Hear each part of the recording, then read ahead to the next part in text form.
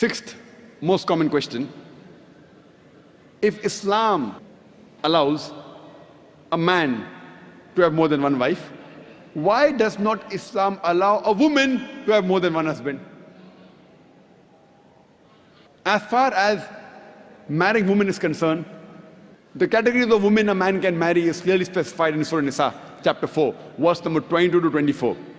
And it's mentioned in Surah Nisa, chapter 4, verse 24, that you cannot marry a woman who's already married. That means in Islam, a woman cannot have more than one husband. Before I give you the real reason, imagine there's already a scarcity of women finding husband. If a woman has more than one husband, this scarcity will increase. It will multiply the problem. Let's analyze what are the logical reasons that Islam prohibits a woman to have more than one husband. When a man has more than one wife, and if any child is born out of that wedlock, you can easily identify who is the father as well as who is the mother. But if a woman has more than one husband, and if a child is born, you can identify the mother, but you will not be able to identify the father. And if you go to admit that child in school, and if they ask you what is the name of the father, you may have to give two names. And today psychology, they tell us that identifying the parents is very important for a healthy childhood, especially the identity of the father. If you cannot identify the parents, the child has a lot of mental trauma.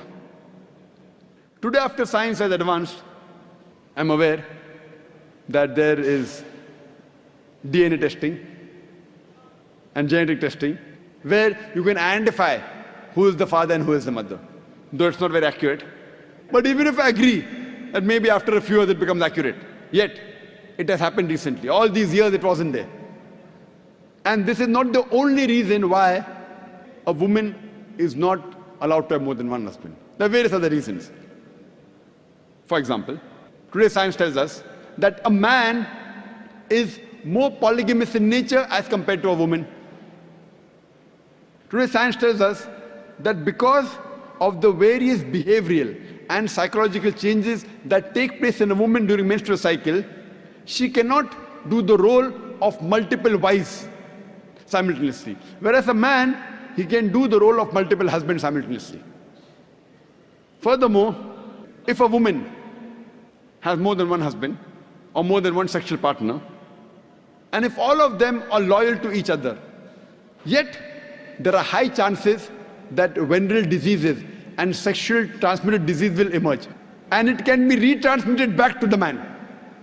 Whereas if a man, today medical science tells us that if a man has more than one sexual partner, has more than one wife, and if all of them are loyal to one another, there are hardly any chances of venereal diseases or sexually transmitted diseases emerging in them. So scientifically also and medically, it's no problem for a man to have more than one wife, but it's problematic for a woman to have more than one husband.